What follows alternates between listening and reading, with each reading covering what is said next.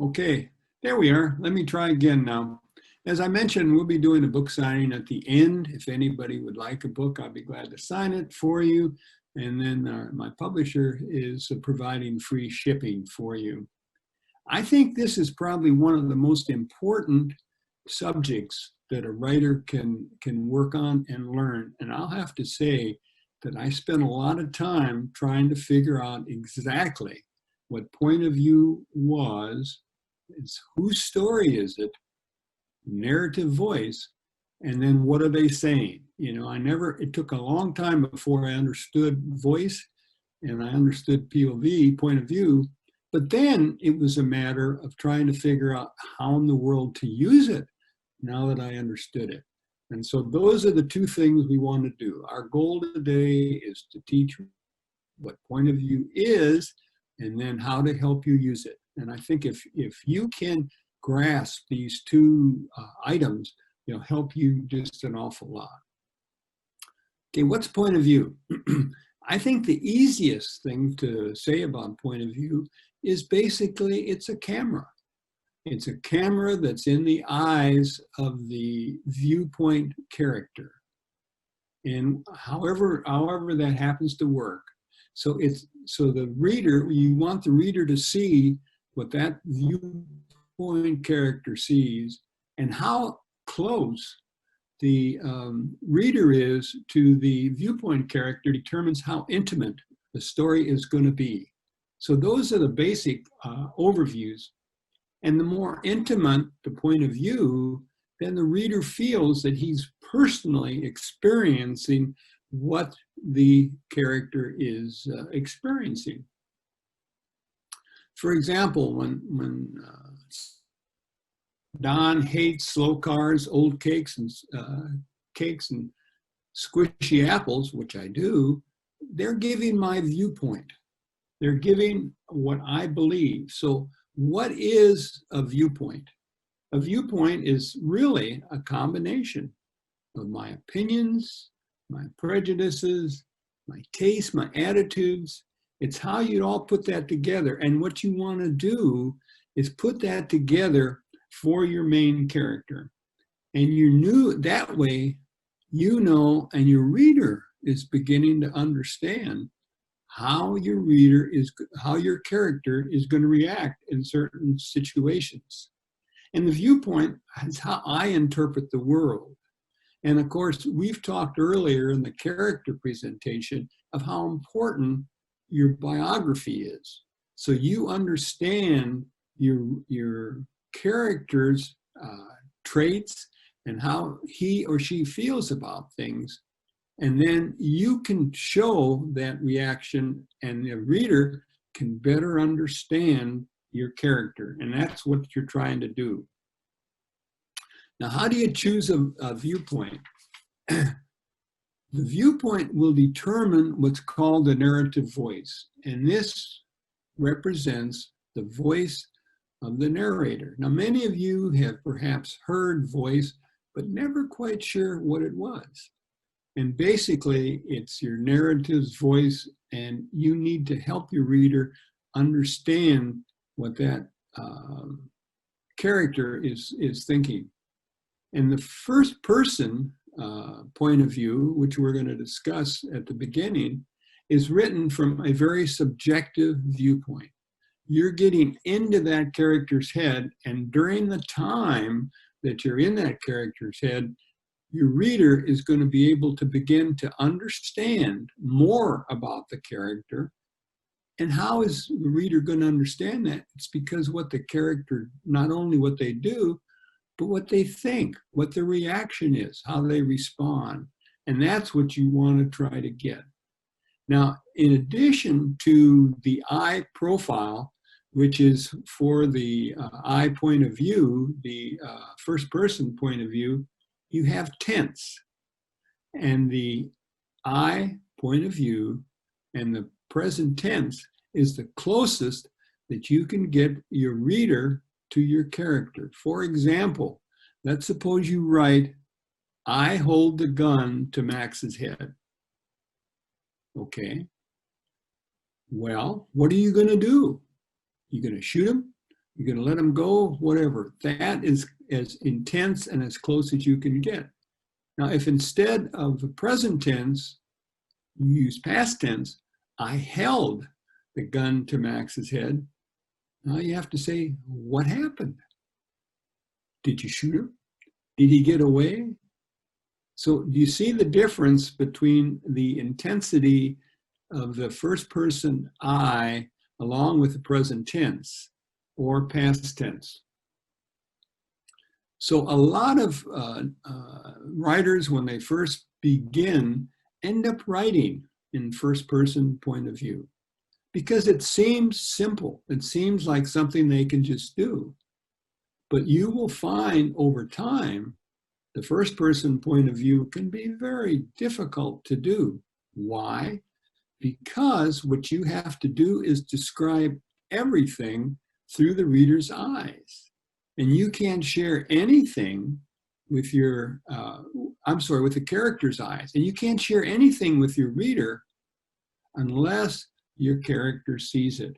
And that's what makes it so difficult to do. Now, the second person point of view is the pronoun you. What you're really trying to do is let your reader smell the waves, kind of shut his eyes and feel the sand and smell the sea, all these sorts of things.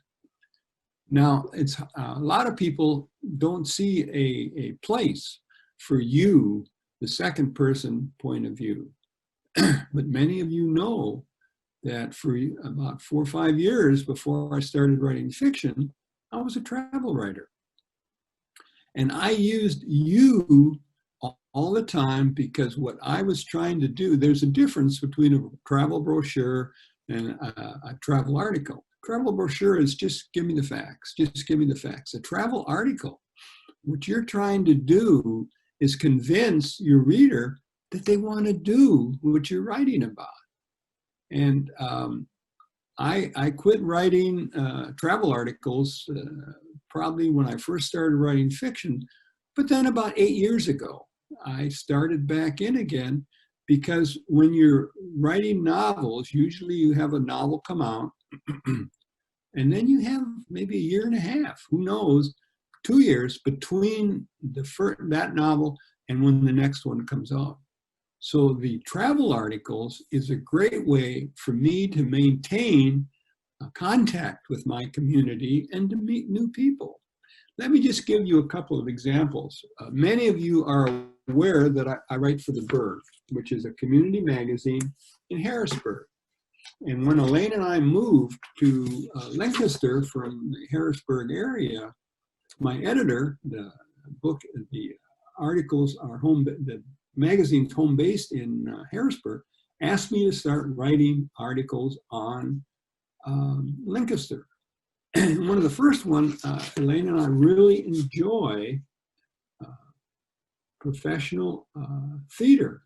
And we have a professional theater here in Harrisburg. All the people, all the actors and actresses belong to the professional association. So it's really a high quality theater, and we really enjoy it. And so I wrote an article for TheBurg on what I call history and a show. And this is the story of the Fulton Theater here in Lancaster. And what you want to do is introduce your reader and bring them into the story. And you use that by talking about you, because that way they know they're talking to you. So I opened it, History and a Show, by when you step in to the Fulton Theater, you enter both a performance space and an important part of Lancaster history. The 1852 structure was built on the site of the city's colonial era jail, and the building itself was a point on the Underground Railroad. So we open it by saying, when you step into the theater, you enter. And that helps your reader kind of feel like you're talking to them, and this is an opportunity that they want to undertake. Another article I wrote is a lot of people aren't aware that the International Watch and Clock Museum is located in the little town of Columbia, which is right outside of Lancaster. And what I tried to do, a lot of people don't know that back in the mid 1700s, Lancaster was the center of watchmaking in the United States. So let me just give a couple lines of what I tried to say. The museum houses the largest collection of 19th century American clocks and watches. The collection ranges from the very large, including the Ingle Monument clock, which to be honest is over twice my height, to the very small, such as a wide array of pocket watches and wristwatches. Okay, now, if you're faithful, if you're fortunate, if you are fortunate, this is something now I'm talking to you, like I was, you may get to walk through the library and the research center, which is the largest watch and clock library in the world, categorizing more than 30,000 books and other manuscripts. So what we're trying to do by the travel article is to introduce people to something and make them feel that they want to be part of it. Now for writers, one that I have, I think you will really enjoy, is I have a friend who is starting a one-year program. Of course, she's having some problems now because she can't bring anybody to her site, but we call it Story Glory. And one of the authors that's going to be teaching is the New York Times best-selling author, Maria Snyder. And let me just read a quote that Maria gave. Snyder believes learning the craft of writing is a lifelong endeavor. I've been writing and teaching for over 20 years, Snyder says, and I'm always discovering new ways to strengthen my writing.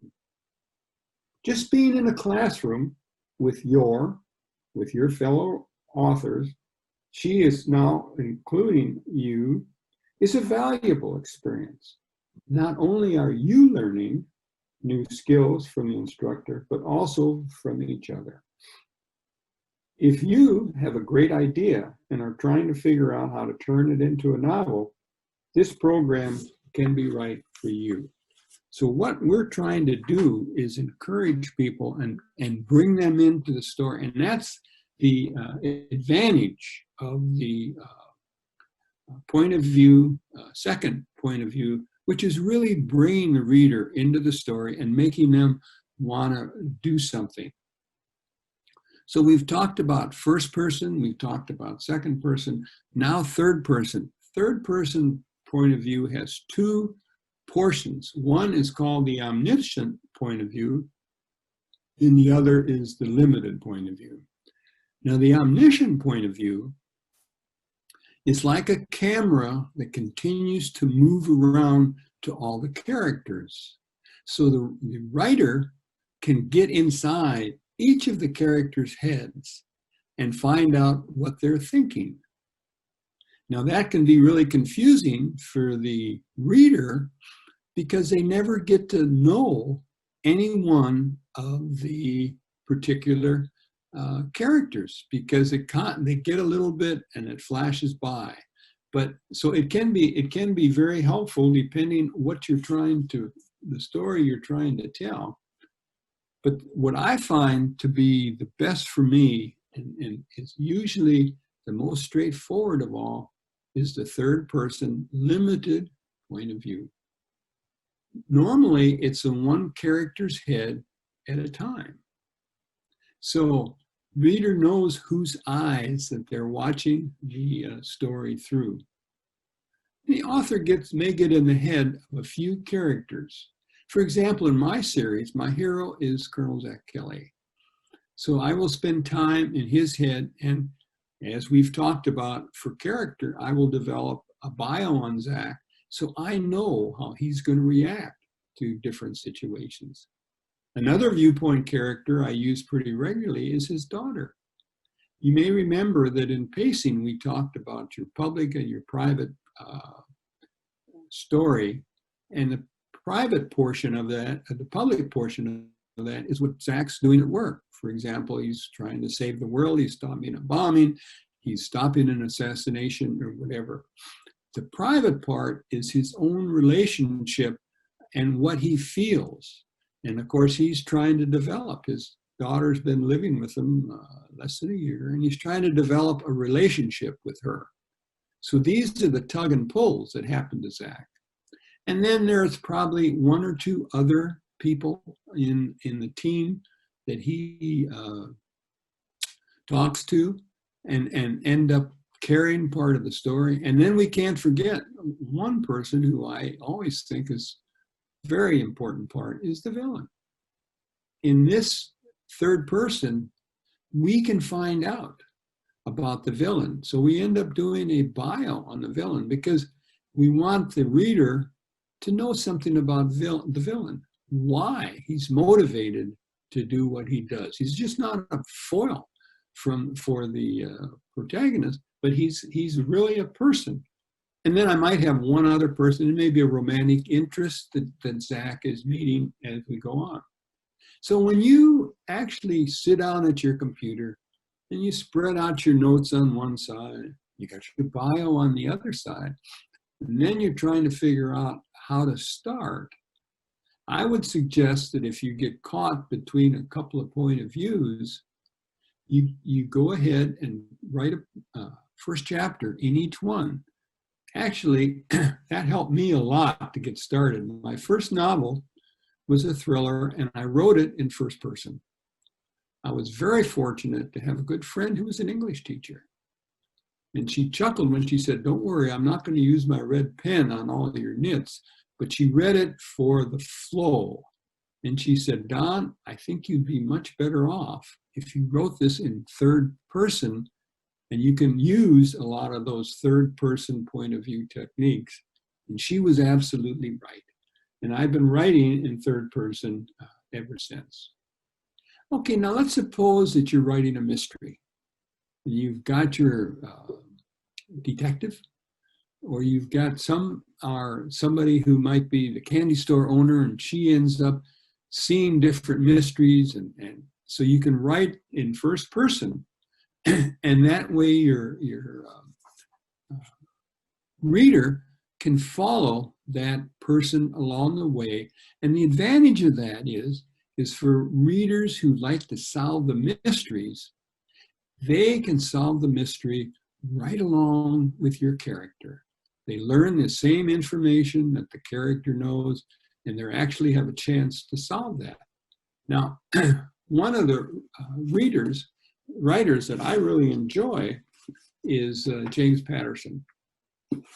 And he oftentimes will write in third person, but in his story, Alex Cross, he always does Alex on first person.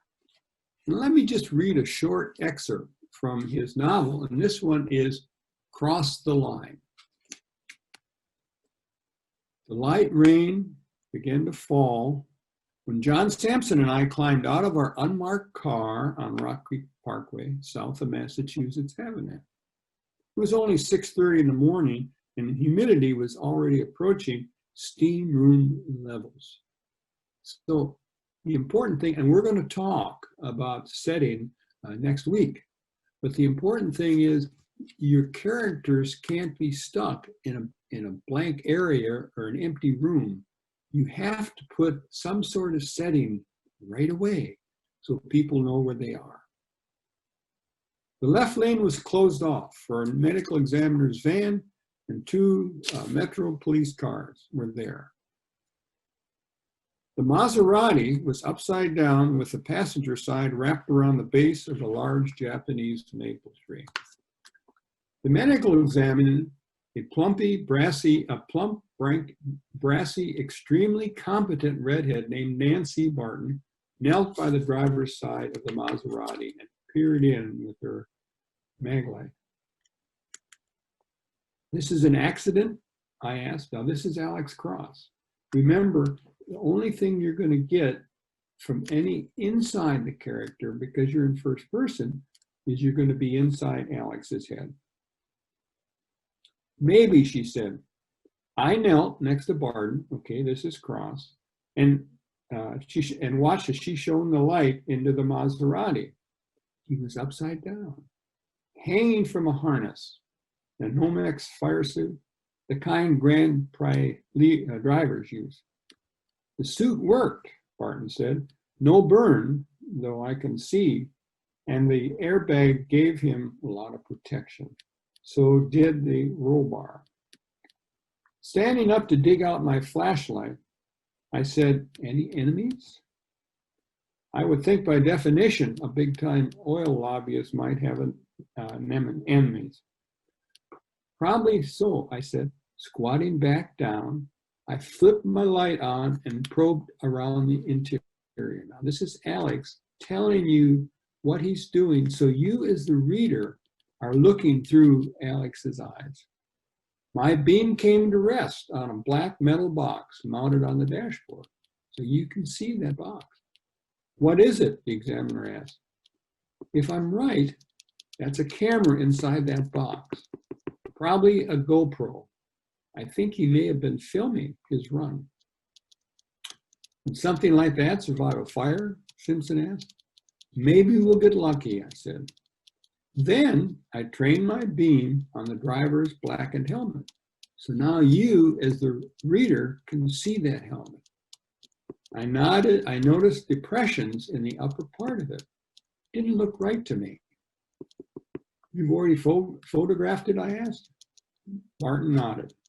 So I reached up, this is Alex now, I reached up and released the buckle of the chin strap. Gently but firmly, I tugged on the helmet, revealing Peter's.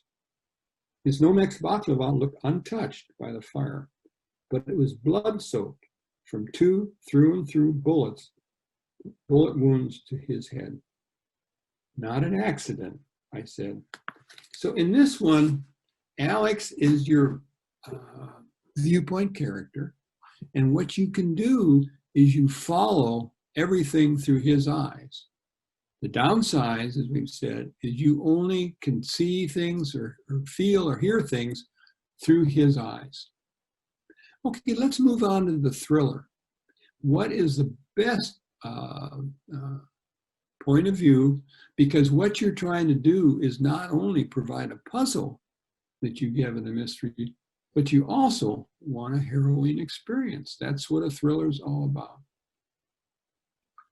The author uses the victim's perspective to gain a growing sense of menace and terror.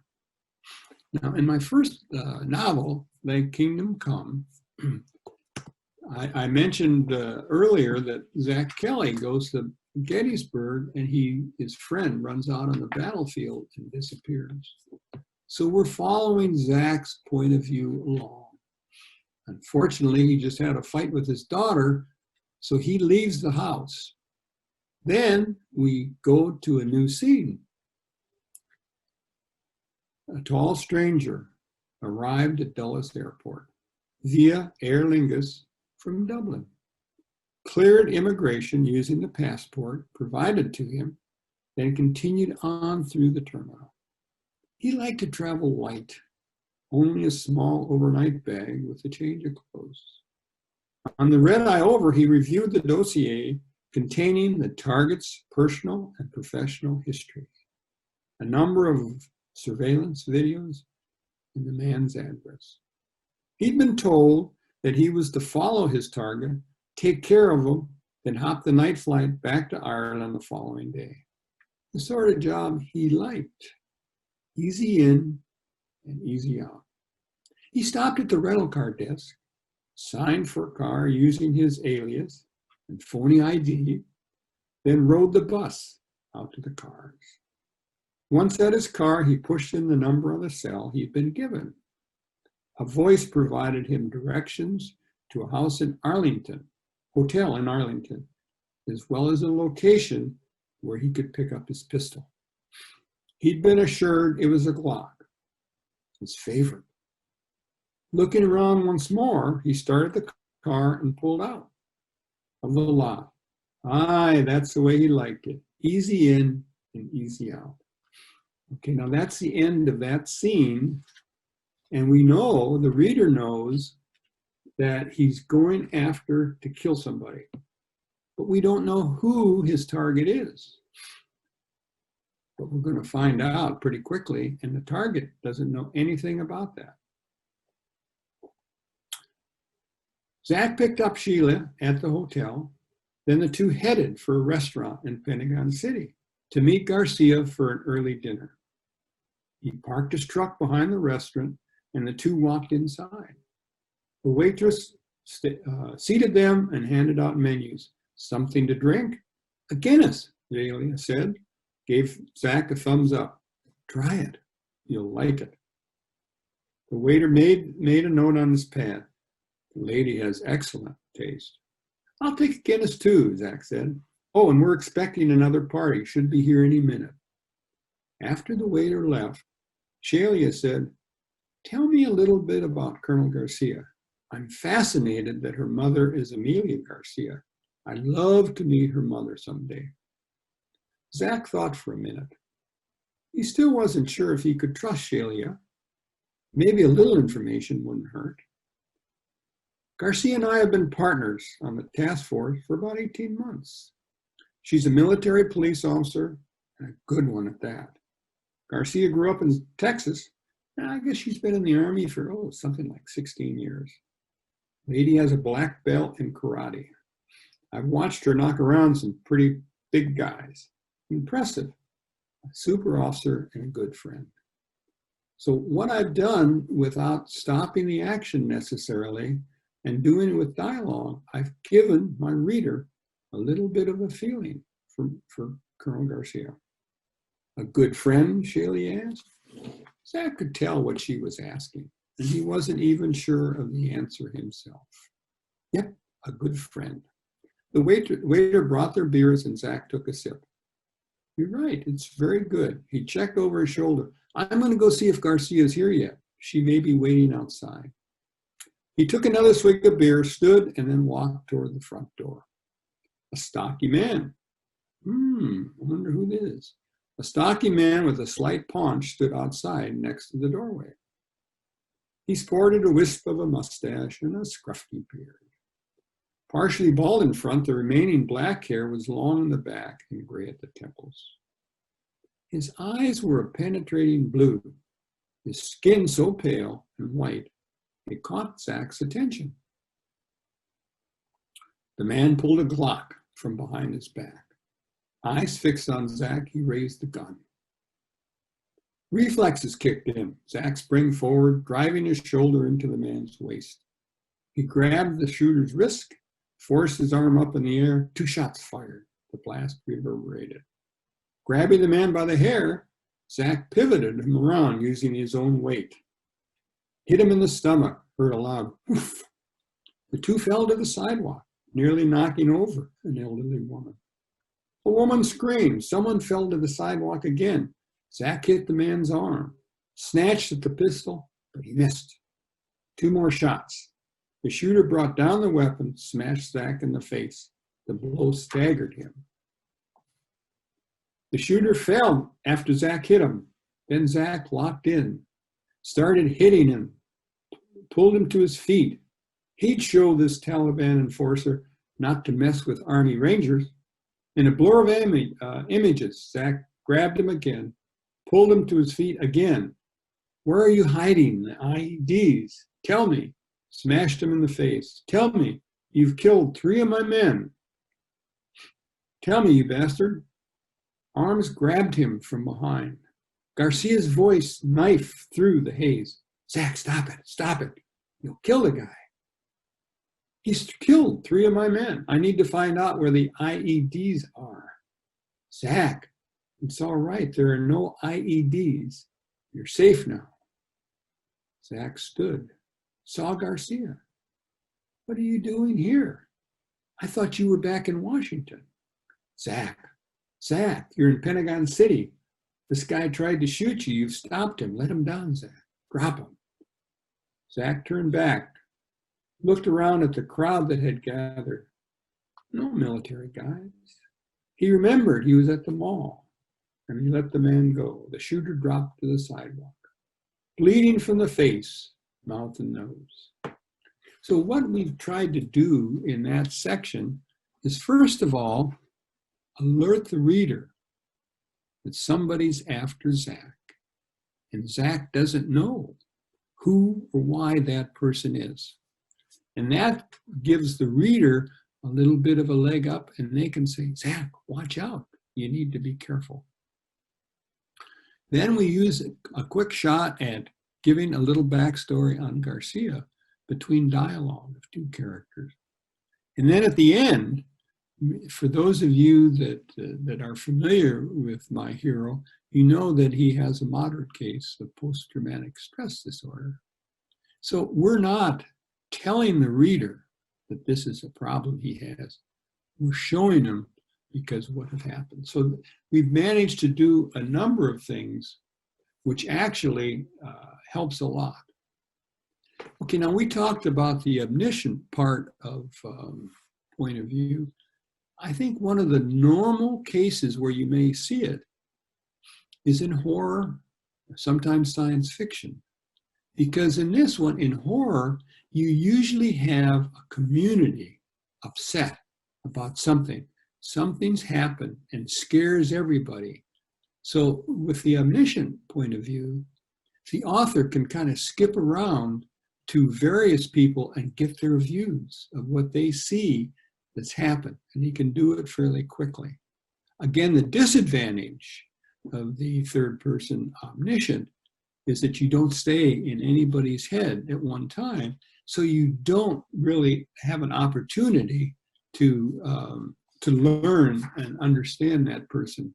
Romance usually uses third person, although oftentimes they'll have 2 points of view because you've got the girl and the guy, or whoever is the couple, they kind of be talking to each other, and also they're thinking about each other. So the guy may say something to the girl, or the woman be thinking something else, or vice versa. So that's an advantage of romance.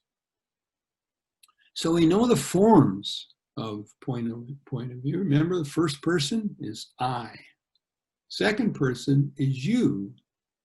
Third person is the omniscient, where you can jump from head to head, and limited, which have the he and she. And you can have a number of people who you can use their point of view. Now, Donald Moss said that use your description to reveal the character's state of mind. And hopefully I've emphasized that enough.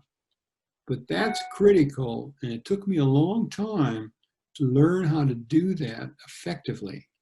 What you want your reader or your writer to do is to go through and have your reader get to know your character by what he thinks, what he does, how he reacts. And the way to do that is to make sure that you understand your reader and your protagonist, but at the same time, you can share that information with your reader, and they're going to appreciate that.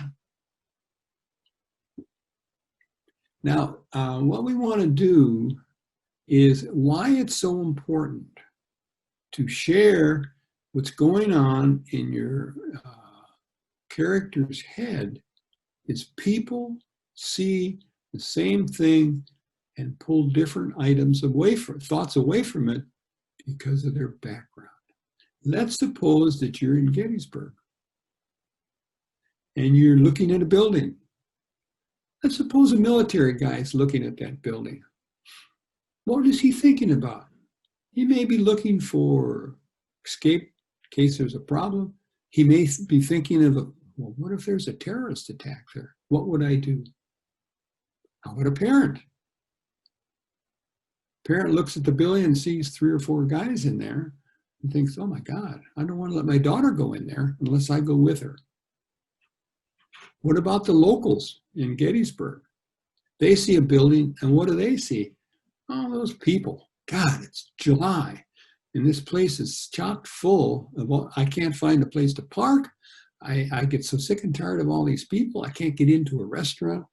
They're thinking about what bothers them. As far as an architect, your hero's an architect, what's he going to see? Maybe the beauty of the building, the design, thinking, hey, that's a well-designed. Or if it's a contractor, what's he thinking? Oh, gosh, it's a lousy workmanship.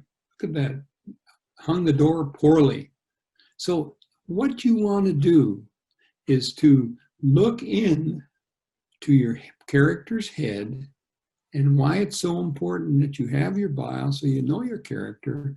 So your character will be thinking the way based on what their bio and background is.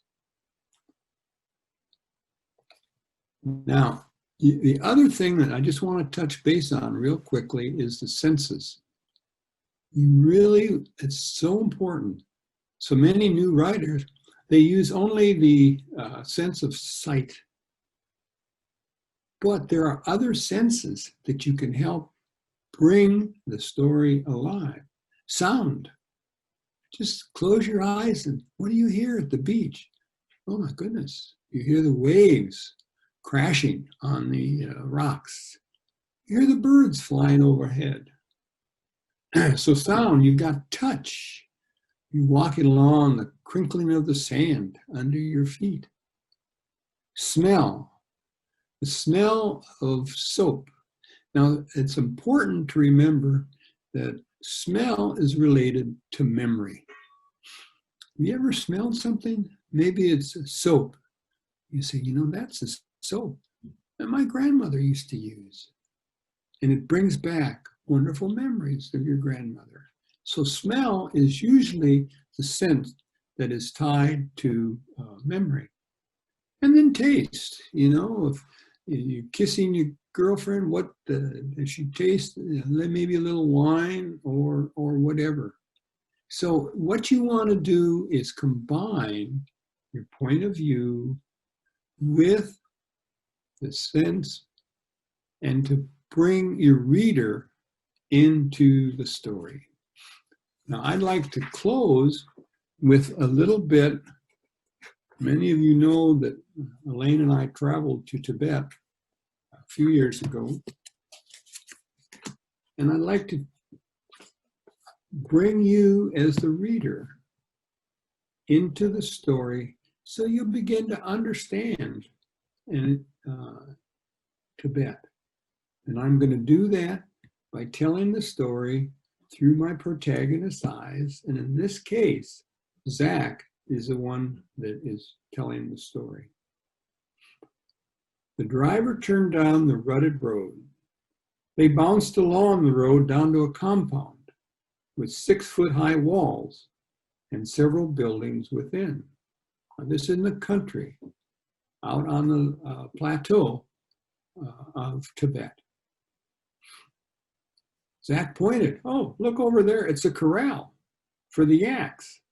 Yaks are a very important part to the nomad. They provide food, they provide drink, as well as transportation. An elderly woman stepped out of the building and stood with her hands folded. Dressed in a long, dark skirt, she had a shawl draped around her shoulders and pulled up to cover her head. Now, as you shut your eyes and listen, can you begin to see what Zach sees? And what you want to do is help put the reader into the story. She's the grandmother, Sky said. Now, Sky is his partner on this particular story. She's 73 years old. She has 3 boys and a girl. One boy tends the land here, and one works in Lhasa. And the daughter watches the 3 children. No man, Zach said. I thought they lived on the land and kept moving. They used to live out of tents, and with the animals spent their life wandering. Now the government has built brick houses for them. Some of the families still live in tents up in the hills, tending their animals during the summer months. They have a small herd of goats, which helps with milk and cheese. She laughed. They used to ride yaks. Now they ride motor scooters. Zach had to laugh too. I guess they call that progress. The driver pulled up to the door where the woman stood. Zach stepped out of the van. The woman bowed, then took their hands. Not knowing what else to do, Zach bowed back. She motioned for the two of them to step inside. Zach stood in the corner of a large room with a long metal oven. He assumed the oven pulled double duty, cooking and heating, and there were long, fairly low couches around the perimeter. The couches are used not only for sitting, but for sleeping, Sky said, since this room is only one in the house that's heated. The carved chest in the corner is decorated in typical Tibetan style with bright colors. Zach was awed by all he saw. See, so you have to identify enough about Zach so it seems to make sense that that's what he's awed by. She bumped his arm. See the picture of Chairman Mao and the three other Chinese officials?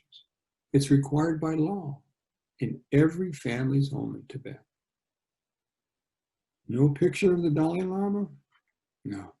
Once inside and seated, she offered him a drink. The drink is yak butter tea. She took a delicate sip from the tiny porcelain cup. It's good. It gives me relief from my mild altitude sickness. Hope it helps you too. You're at 12,000 feet, so altitude is a challenge in Tibet. Better not. It surprised Zach to find the family had solar power for electricity, a washing machine and a refrigerator. His bladder began to ache. Can you ask her where the bathroom is? There's no bathroom, Scott replied. The family uses the fields. Go out and do your thing. She nudged him and smiled. Zach went outside and used the bathroom, impressed with the miles of open space and the clear sky. He felt insignificant. When he came back inside, he was treated to a hot lunch, including naan bread, pumpkin soup, grilled veggies, and a salad, which included olives, small tomatoes, cubes of cheese, and chopped pickles. Tasted good, and he was hungry. When they finished, Sky called out to the driver, "You can wait outside. We'll be here a few hours." So you can see that what we're trying to do is help the reader get inside the head of your character, whether it's be Zach or someone else on the team or Zach's daughter, and that helps keep them in the story and helps them understand what's going on. So what we've tried to do today is we've talked about point of view. And what is point of view? It's a camera that your characters see, and it determines how close you can get to your character. There's the first person, which is I, second person, which is you, and the third person with the two forms of omniscient and limited point of view. And what you need to do is choose the right point of view for your story. And oftentimes it will depend on the genre. Crime novels and mysteries often go with first person. Thrillers with third person. And horror with the third person, but the omniscient. And what I'm trying to do in summing it all up is you want to use all the senses, sight, sound.